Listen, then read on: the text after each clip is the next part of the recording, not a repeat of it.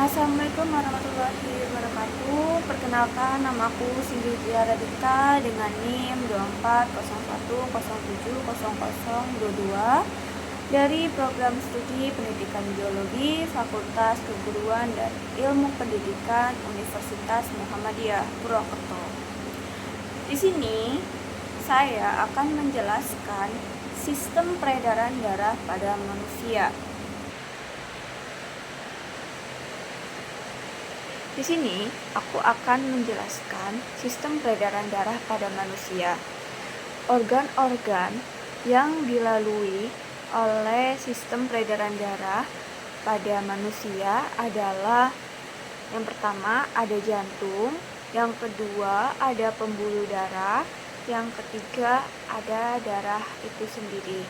Di sini aku akan menjelaskan satu persatu.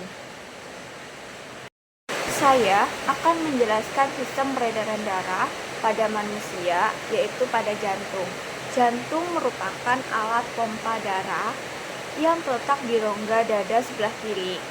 Jantung dibungkus oleh 3 lapisan, yaitu yang pertama endokardium, miokardium, dan perikardium.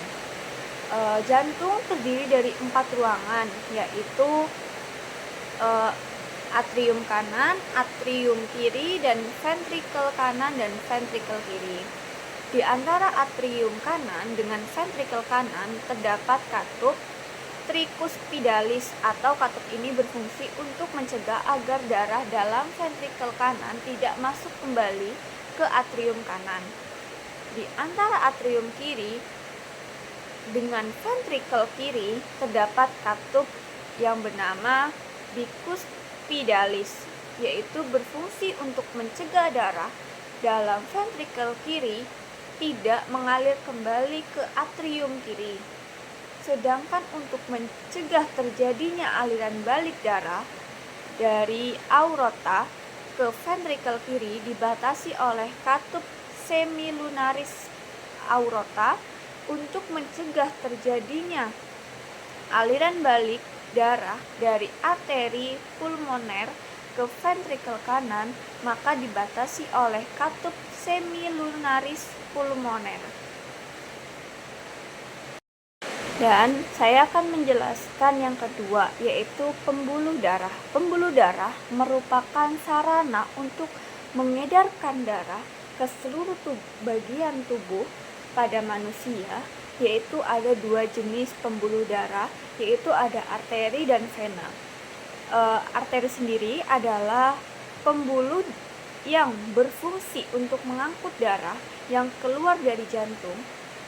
Tekanan darah di pembuluh ini cukup besar terhadap dinding pembuluh.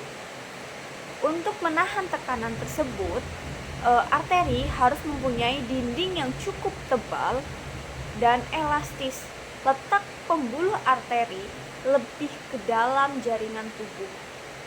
Dan yang vena atau pembuluh balik merupakan pembuluh yang membawa darah menuju jantung. Di sepanjang pembuluh vena terdapat katup-katup yang mencegah darah kembali ke jaringan tubuh. Pembuluh vena terletak di permukaan jaringan tubuh. Dan saya akan menjelaskan yang ketiga, yaitu adalah darah. Darah merupakan medium transport dalam sistem sirkulasi. Secara keseluruhan, darah manusia berwarna merah karena mengandung hemoglobin. Sebenarnya, komponen pada darah tersebut ada 2 bagian utama, yaitu plasma darah yang terbentuk cair dan sel darah berbentuk padat. Plasma darah terdiri atas air dan zat ion yang terlalut di dalamnya. Sel darah ada 3 jenis, yaitu sel darah merah atau eritrosit, dan sel darah putih atau leukosit, dan yang ketiga ada keping darah atau trombosit.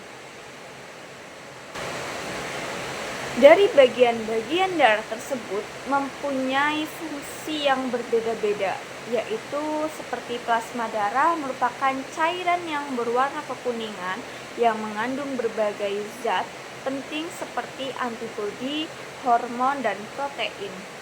Yang kedua yaitu sel darah merah atau eritrosit, yaitu bertindak sebagai pembawa oksigen dan karbon dioksida. Dan sel darah putih atau leukosit yaitu merupakan komponen utama dari sistem kekebalan tubuh. Sel darah ini berfungsi untuk mendeteksi keberadaan benda asing yang berbahaya seperti zat yang beracun dan kuman, lalu melawannya agar tubuh terlindungi dari berbagai penyakit. Dan ada kepingan darah atau trombosit, yaitu dibutuhkan oleh tubuh untuk menunjang proses pembekuan darah saat terjadinya luka atau cedera luka yang terjadi. Sekian dari aku. Wassalamualaikum warahmatullahi wabarakatuh. Semoga video ini bermanfaat bagi kita semua. Sekian dari saya. Bye-bye.